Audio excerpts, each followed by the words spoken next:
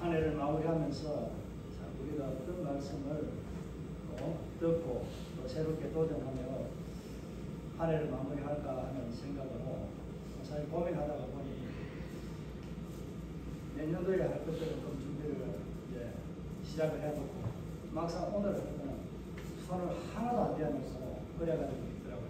또 연말이니까 우리 또 공동회의 준비도 해야 되고 여러 가지 하는 것들이 목회자들 좀 많습니다.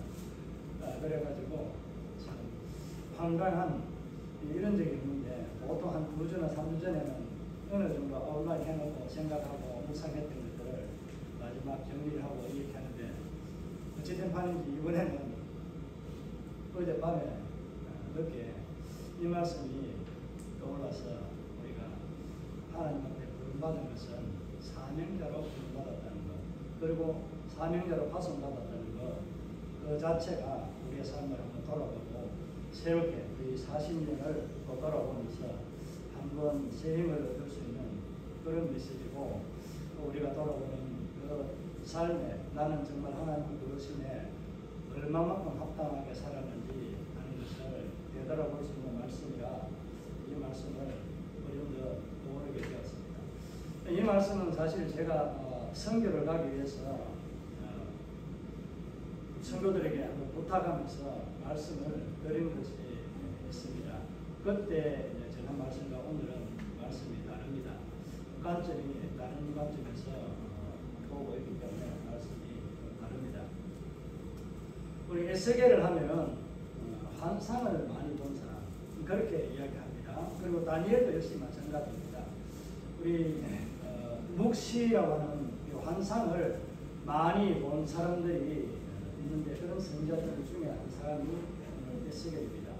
에스겔은 다니엘과 함께 어느 시대냐면 2차 포로로 잡혀갈 때에 그때에 1차 포로로 잡혀갔던 이 다니엘과 왕족들에 있던 그 백성들에게 하는 사람들을 보면서 부패한 이 이스라엘 현 예루살렘에 있는 유다 백성들을 향해서 지적하던 말씀입니다.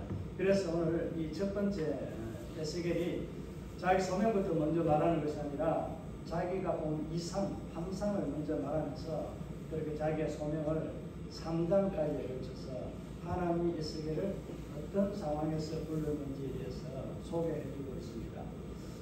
에스겔을 이렇게 장황하게 정확하게 오늘 부르는 장면은 오늘 1절 10절까지 말씀이지만은 3장까지의 내용을 보면 좀 깁니다. 대개 보면 그 유명했던 이사야 선지자도 몇 줄 안 됩니다. 똑같습니다. 비슷합니다. 다른 선자들도 마찬가지로 부름에 대한 소명에 대해서는 한 줄로 간단합니다. 그런데 오늘 에스겔은 특별히 환상을 앞뒤로 전후에 말하면서 에스겔이 가야 할 그 음란한 그 파송, 하나님의 명령을 받은 선지자로 시험을 받은 것에 대해서 강조하기 위해서 가운데 에스겔이 소명을 받는 장면을 그렇게 소개하고 있습니다. 이 에스겔이라는 이름은 우리가 잘 아는 대로 에스겔이 어떤 이름을 뜻을 가지고 있는지 잘 아는 대로 했는데 알고 계시죠? 하나님이 강하게 한다는 그런 말입니다. 오늘 그 말이 오늘 본문에서 그대로 나타나고 있거든요. 얼굴과 이들에게 있는 또 한 가지를 병행해서 말씀하고 있거든요. 얼굴과 무엇을 병행해서 말하고 있습니까? 그들에게 마음이라는 것을 가지고 이야기하고 있습니다. 이때에 얼굴과 마음을 이야기할 때 강하다, 강한 그런 표현을 가지고 에스겔에게 이스라엘 백성들의 상태를 말해주고 있습니다. 우리가 하나님 앞에 부름받은 이유들은 다 뭐 그렇게 나름대로의 고백을 하고 있습니다. 한마디로 말하면은 그 어느 누구도 없이 오고 오던 모든 세대도 또 지나갔던 모든 세대도 하나님 앞에 부름받은 이유는 단 한 가지입니다. 하나님을 영화롭게 하고 그를 영원토록 즐거워하는 삶을 살아가도록 하기 위해서 불렀습니다. 그런데 누구를 위해서 불렀다는 거예요? 첫 번째 목적 하나님을 영화롭게 한다는 것은 내 삶을 위해서 부르셨다는 겁니다. 하나님 영광의 자신을 위해서 그런 목적도 있지만 그보다도 우리를 향한 하나님의 사랑이 더 큰 부르심에 속한다고 볼 수 있습니다. 자기가 다 할 수 있는 그 일들을 누구를 통해서 하겠다는 거예요. 하나님이 부르신 그 부름에 응답한 자들을 통해서 하나님은 일하고 싶어 하신다는 겁니다. 그래서 저와 여러분을 이 순간까지 불러서 사용하고 계시는 겁니다. 앞으로 여러분의 삶이 인생이 난까지도 하나님의 그 부름에 대한 사명은 끝나지 않습니다. 그 부름에 대한 사명이 육신적으로는 끝난 것 같지만은 여러분이 그 어떤 그 사망의 멍에는 또 다른 사람들 그리고 우리의 자손과 우리의 믿음의 후손들에게까지 이어지는 사명의 멍에라고 그렇게 보시면 됩니다. 내 한 사람이 육신적으로 죽었다고 해서 하나님이 맡겨준 그 사명은 끝나지 않는다는 그 주인공의 부름받은 저와 여러분이 하나님 앞에 얼마나 감사하고 찬송하며 살아왔는지 올 한 해를 한번 돌아보시기를 바랍니다. 그리고 여러분의 인생 지금까지의 삶을 한번 돌아보시기를 바랍니다. 우리가 사명을 주어서 보낼 때 이제 부름에 대해서는 자기 필요에 따라서 부르는데 사명을 주어서 보낼 때는 이 보내는 자의 무엇을 담아서 보내요? 보내는 자의 뜻을 담아서 그가 할 사역의 일들을 분명하게 목적을 두고 일하게 하도록 보내는 겁니다.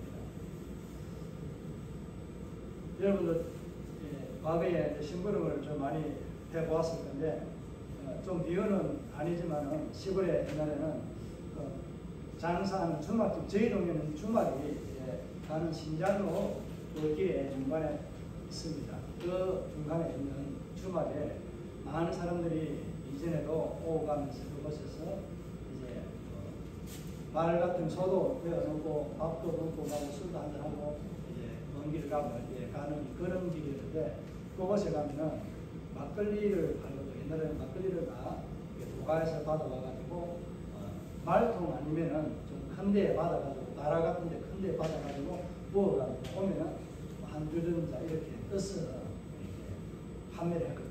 어른들이 이제 손님 오면 갑자기 오면은 술 대접한다고 가서 막걸리를 받아오라고 하거든요. 그러면 무거우니까 오다가 막걸리가 무슨 맛인지 한 번, 두 번 보고 이렇게 하기도 한 것이 기억이 납니다.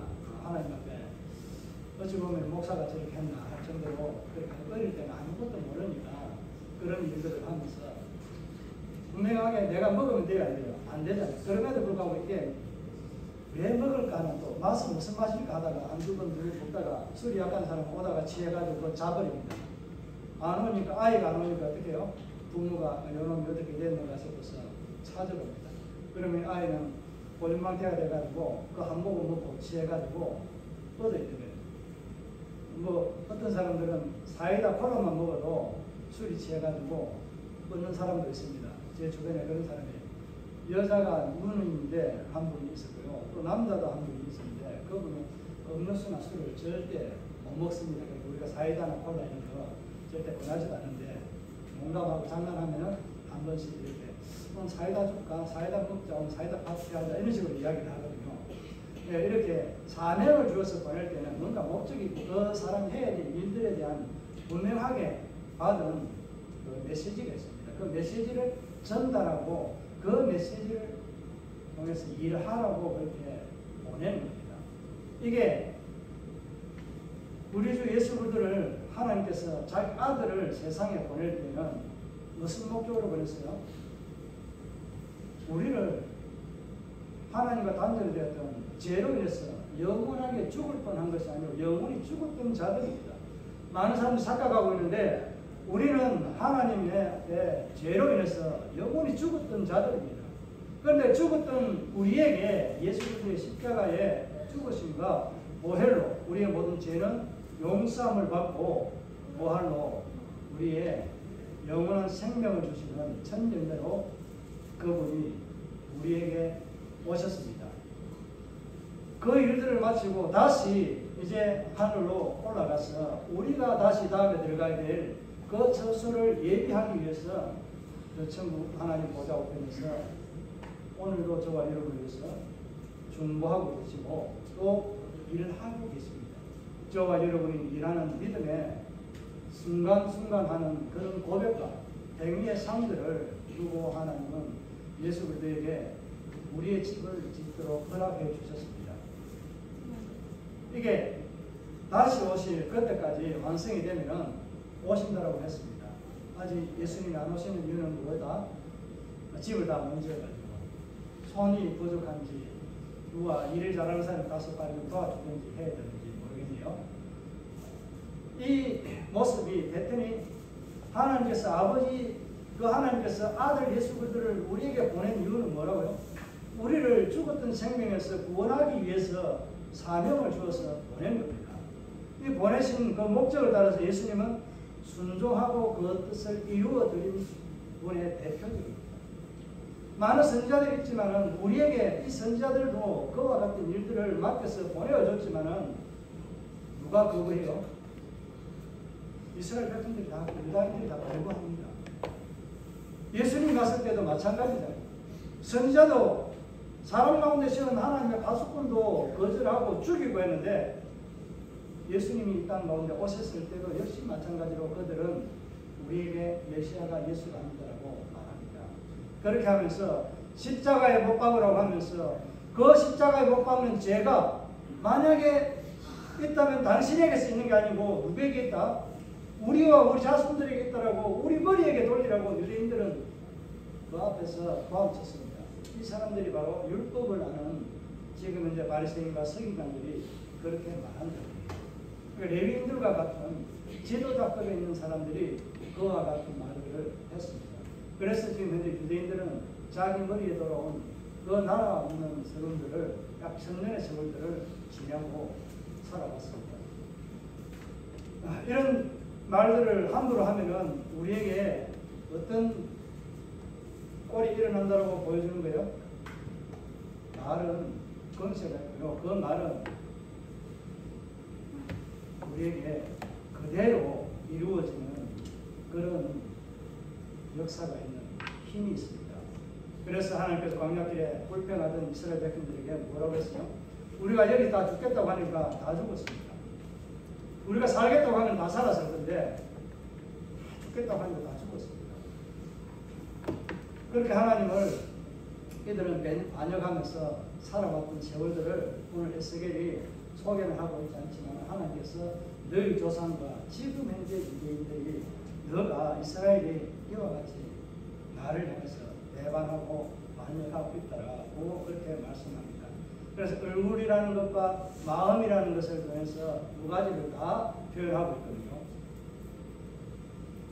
오늘 우리는 이 에스겔을 보면서 정말 나는 하나님 앞에 어떤 사명을 받은 자인가 라는 것을 한번 생각해 보시기 바랍니다. 왜 나름대로의 하나님 앞에 부른 사명이 다릅니다. 모두에게 똑같이 하나님은 우리에게 영생을 주기를 작정하고 그 영생이라는 선물을 우리에게 주기로 약속하고 부르셨습니다. 그런데 영생이라는 것은 우리에게 본질이지만 우리에게 덤으로 따라오는 서비스 품목이 있습니다. 선택의 품목이 있습니다. 이것은 저와 여러분이 행해야 될 사명자의 몫입니다. 그것이 전도이고 기도하는 것이고 사람으로 섬기는 이런 삶들이 말씀에 기록된 모든 것들이 우리가 해야 될 사명의 목록입니다. 분량이 너무 많잖아요. 그래서 딱 줄여줍니다.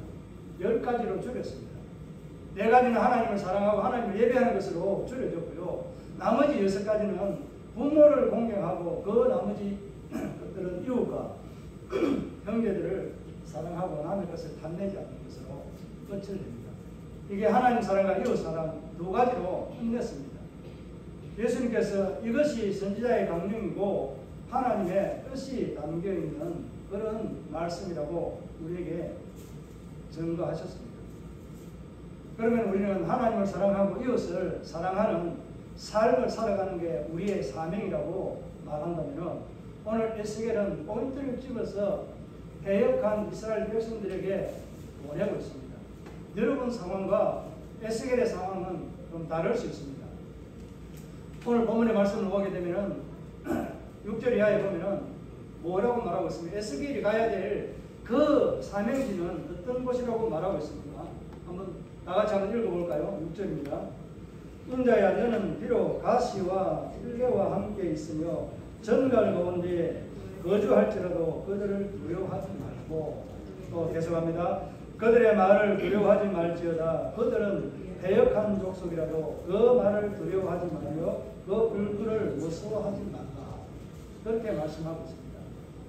이 장소 여러분 이해가 가시나요? 에스겔이 가야 될 장소는 지금 현재 가시와 찔레가 있는 곳, 아픔과 고통이 있는 그런 곳이라고 말합니다.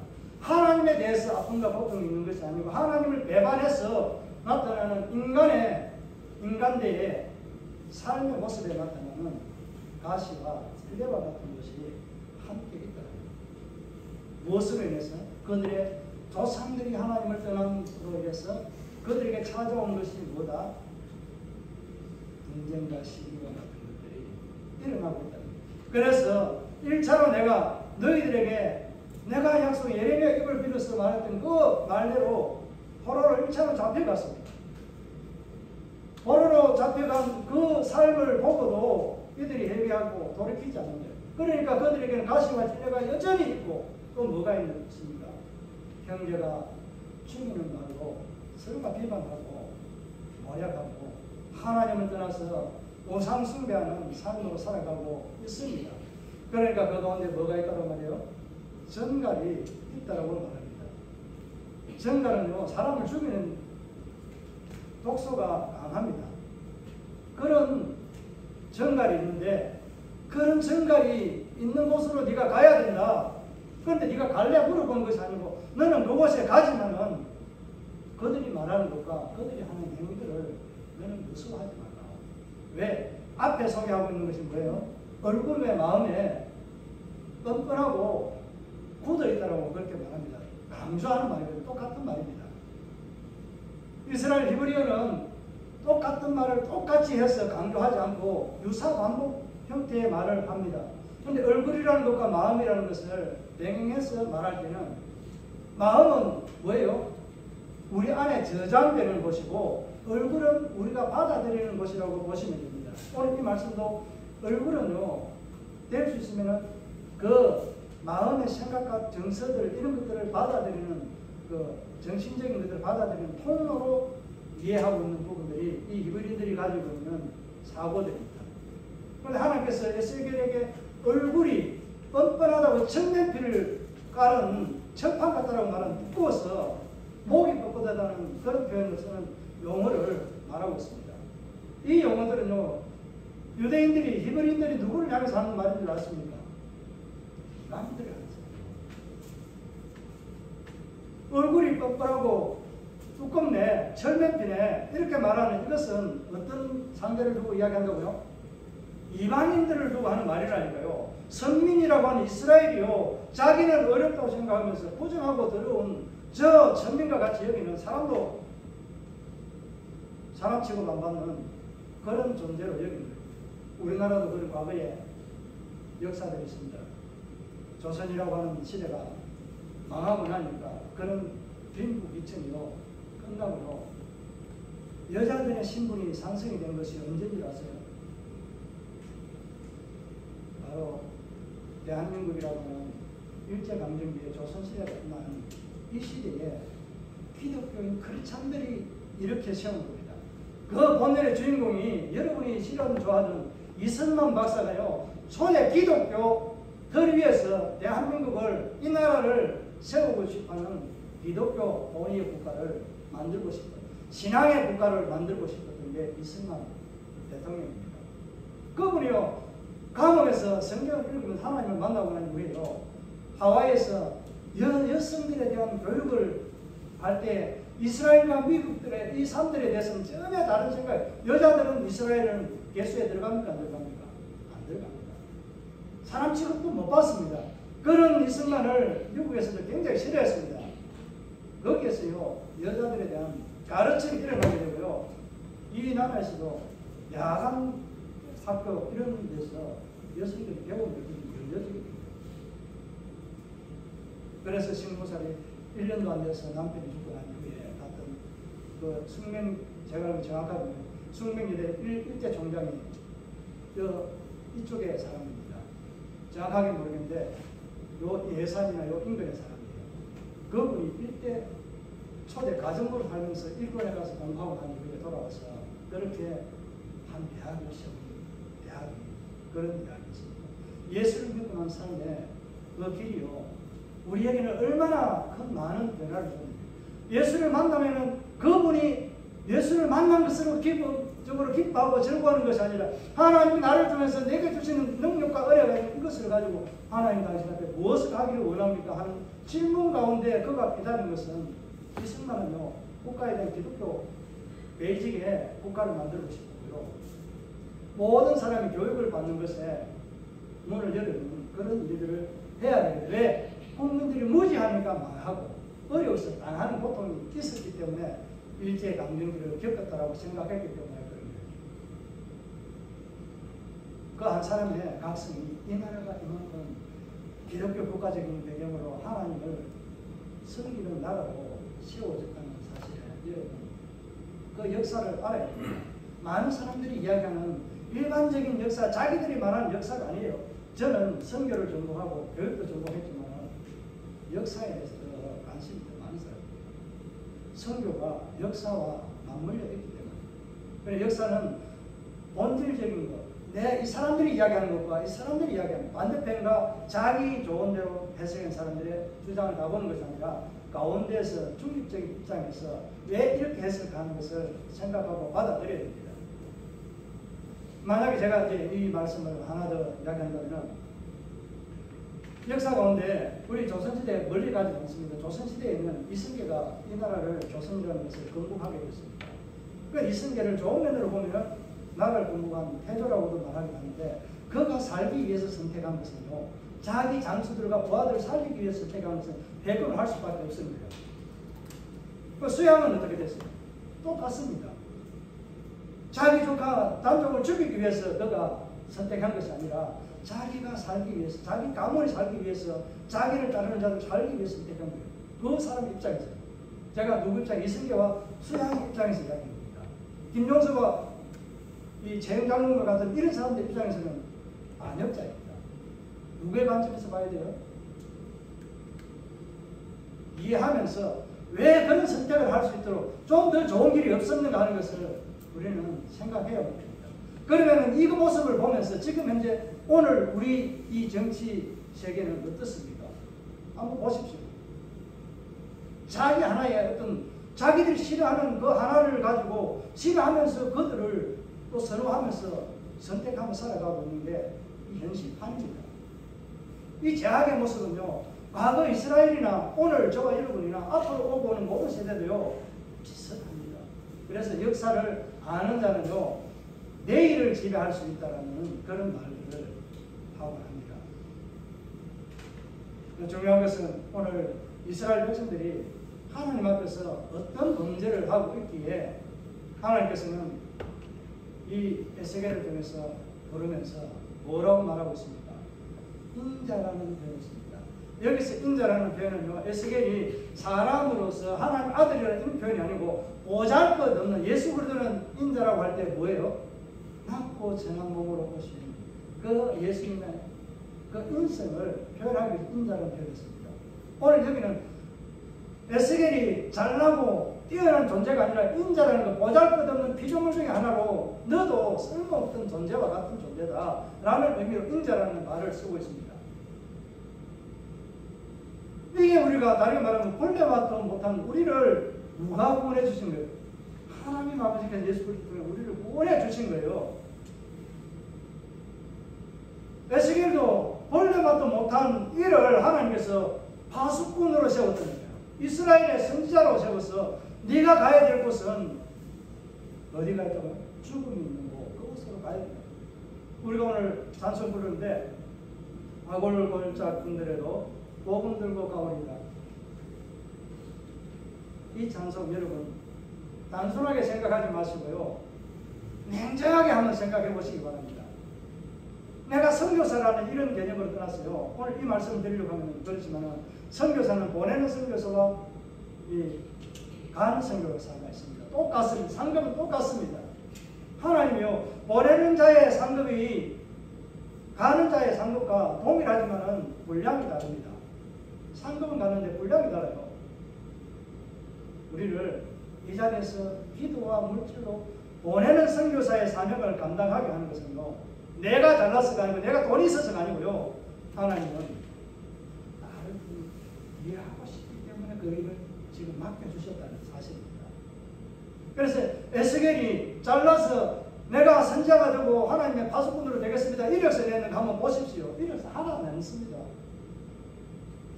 하나님은요, 믿음 있는 자를 하나님을 바라보는 얼굴을 구하는 자, 오늘 여기에서는 하나님의 얼굴을 구하는 이 파님이라고 하는 이번의 단어가 얼굴, 우리는 하나님 얼굴을 구하는 자가 돼요.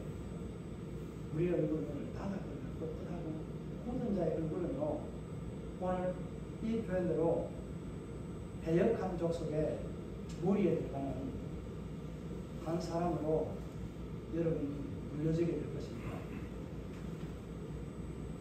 에스겔은 인자라고 표현은 너도 보잘것없는 이들 죄인과 같은 버려놓고 못한 자다라는 것을 말씀하고 있습니다. 오늘 저와 여러분을 부르는 것도 마찬가지입니다. 에스겔처럼 인자라고 말하는 좋은 말과 같지만은 오히려 우리가 버려놓고 못하는 세상 죄를 일삼고 있는 그들과 이방인들이라고 하는 그들과 우리가 뭐 다를 게 뭐가 있어요? 여러분 예수 그리스도 십자가를 지고 가고 고백한다는 것 외에 뭐가 다릅니까? 여전히 마음과 생각과 행동은요, 우리 안에 가시가 진리가 됩니다. 여러분의 마음에 가시가 진리가 있다면 그 십자가가 내게 무슨 효험이 있고 예수의 보혈이 내게 무슨 은혜가 있습니까? 복음 들고 아굴고짝 힘들어도요, 목회자들 찬송에는 이 찬송이 없습니다. 찬송가에는 없는 있는데 323장이 없습니다. 요즘 시대에 그래요. 많은 사람들이요, 좋은 데 가기를 원하고 하기 때문에 영광이잖아요. 누가 나를 위해 갈고 할 때에 내가 여기 있나이다, 내가 가겠습니다라고 고백한 사람이 누군지 아세요?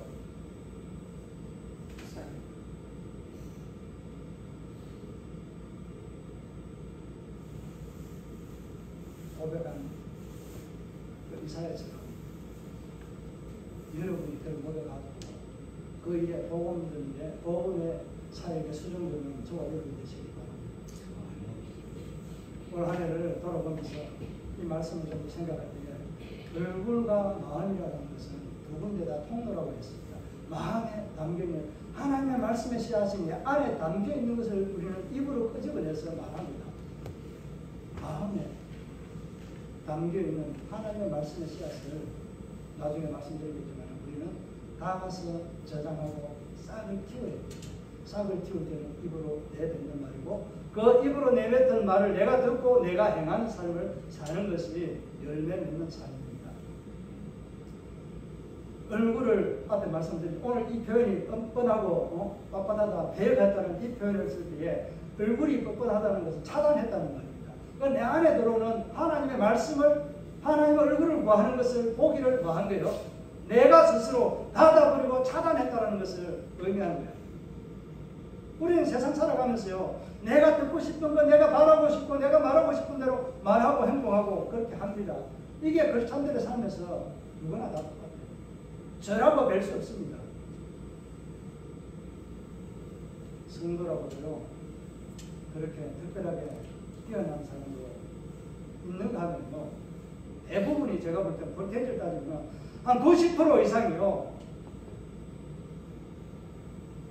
얼굴이 뻣뻣한 삶을 살아가는 거라고 저는 평가할 수 있습니다. 왜? 저도 그 무리에 속합니다. 여러분 기억하시기 바랍니다. 내가 얼굴이 얼마나 뻣뻣하고 뻔뻔해서 하나님 앞에 내 목이 굳은 백성이라고 말할 때 이스라엘이 이방인들을 향해서 하는 말이라고 했습니다. 여러분이 스스로에게 너는 얼굴이 뻣뻣한 자니 마음이 강박한 자니 이렇게 한번 질문 한번 던져보세요. 난 하나님 말씀을 얼마만큼 사모하고 내가 받아들이고 내가 그 말씀에 순종하고 그 속사에 순종되는 삶을 얼마만큼 하나님 앞에 행하고 있는가 하는 것을 냉정하게 돌아보시기 바랍니다. 우리가 가야 할 곳은 에스겔이 가는 곳과 같은 그런 것입니다. 가시와 질려가 있고 아픔과 고통이 있고 슬픔이 있고요. 우리에게 기쁨이라고 찾아볼 수 없는 죄악의 물결이 있는 이 세상입니다. 그곳에는요, 우리의 영혼을 죽이고 많은 영혼들을 죽이는 정갈과 같은 그런 악한 무리들이 도사리고 있는 현장입니다. 저와 여러분의 가정과 이웃이 이와 같은 현장이에요. 똑같지는 않아도 이런 곳에 저와 여러분을 에스겔을 보냈던 것처럼 저와 여러분을 파수꾼으로 세워서 보낸다는 사실입니다. 보내었습니다.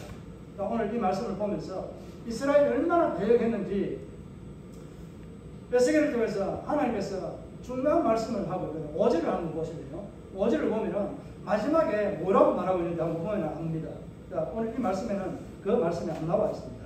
5절은 그들은 배역한 족속이라 그들이 듣든지 아니 듣든지 그들 가운데서 선지자가 있음을 알지니라.